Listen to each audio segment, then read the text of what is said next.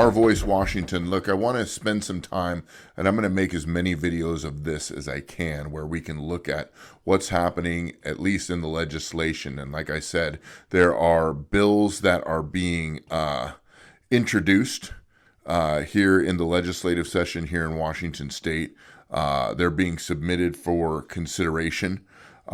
Pre-filed bills is what they're calling. I want to take a look at every one of them. So today is December 2nd, and it's about 2:30 p.m. as I'm recording this. And I just want to take just a couple minutes, and I want to go through, and I'll make this every day, every other day, as long as I possibly can. All I ask in return is that you like, comment, and subscribe to this channel so we can get the word out that this will be a channel that really equips us and helps us understand what's happening in Washington State, because we can't expect our legislators to tell us. So we, the people, have to kind of do our own homework to find out what's happening.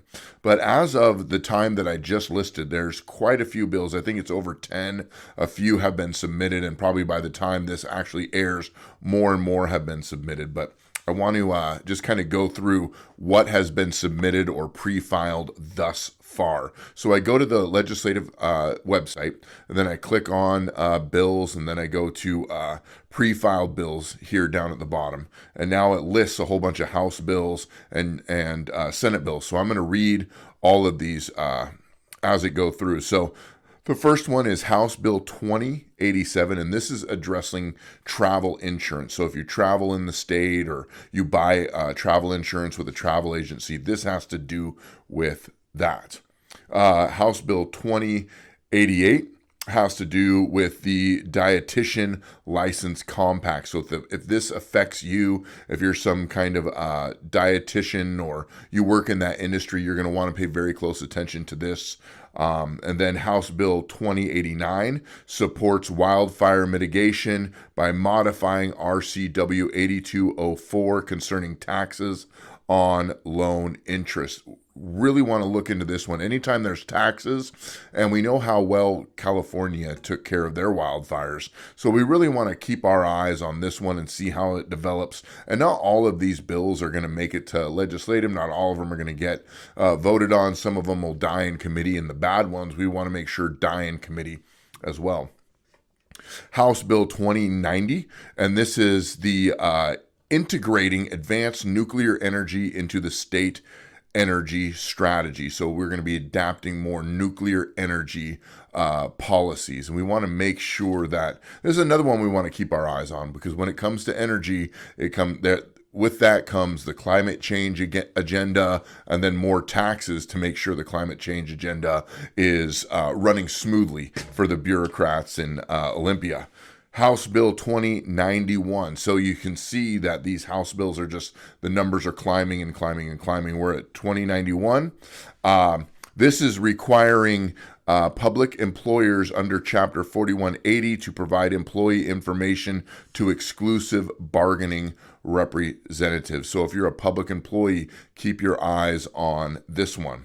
And then House Bill 2092, establishing a passenger rail advisory committee. Just what we need. More committees. And whenever there's a committee that gets together to discuss things and make plans, it costs money. We have so many light rails in the Seattle area, and are they working? You be the judge of that, especially those of you who are public, use public transportation a lot. Another one I think that is very interesting, and this is House Bill 2093, and that's reinstating the tax exemptions for the sale of precious metals and bullion. So instead, you take your money and you're not buying silver, you're basically changing cash into silver. Silver has monetary value, and what they want to do is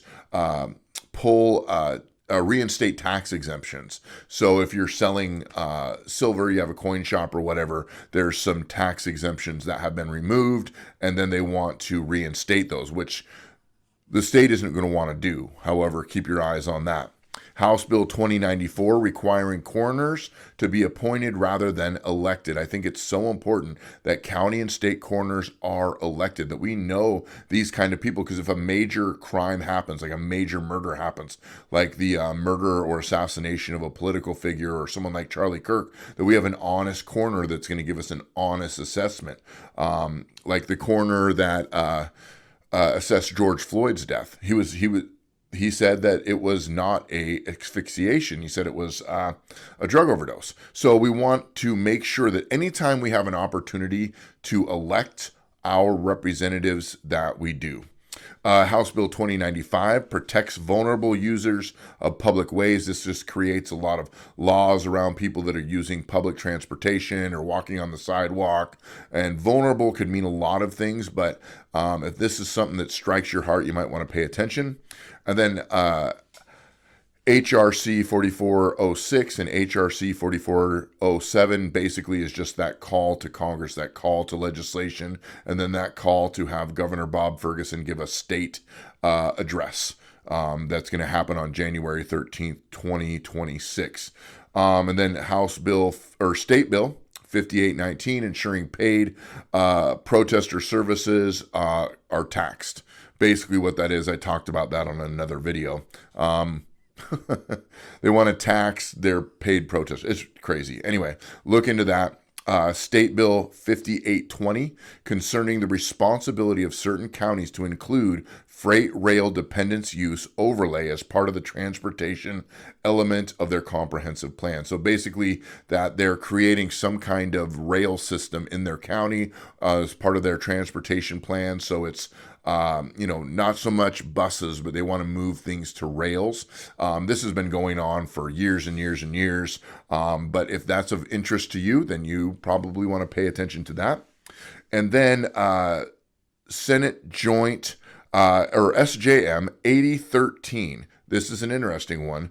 Requesting Congress to amend the Marine Mammal Protection Act and the Migratory Bird Act to allow the lethal removal of pinnipeds and predatory birds in Puget Sound in a manner similar to the recent changes authorized in the Columbia River to protect endangered salmon populations. So basically, they want to ask Congress for permission to have lethal force against these certain types of birds that are causing environmental issues. Maybe there's been too much breeding or whatever. So as of now, December 2nd, 2:30 p.m.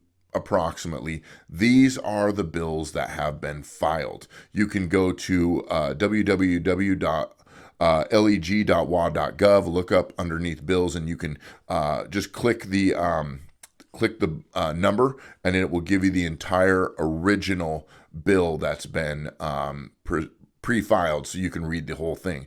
Anyway, I hope this is helpful. Like, subscribe, click the notification button. I'm going to stay up to date on as much of these as I possibly can so that we don't get lost in the shuffle and a lot of legislation gets passed here in Washington that we don't get to use our voice to stand against, because one voice may not be very loud, but a collective voice, our voice, is the loudest and most powerful voice there is. It's the voice of we, the people. Stay tuned for other videos keeping you up to date on what's happening in the Washington State legislative session.